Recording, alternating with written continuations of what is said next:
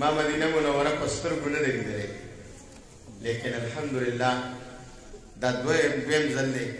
چې د مدینې منورې په کوڅو کې ګرځېدلی او د مدینې هواګانې راباندې لګېدلي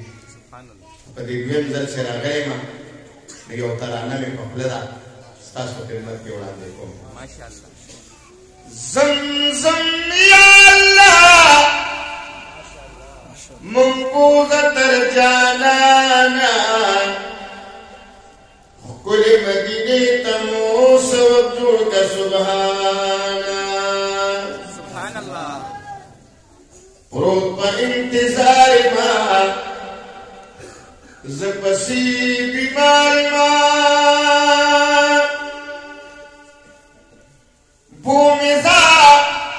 دلبر لاندې رجز لاچار ما زه د فریاد نه لرم الله بغیر له تا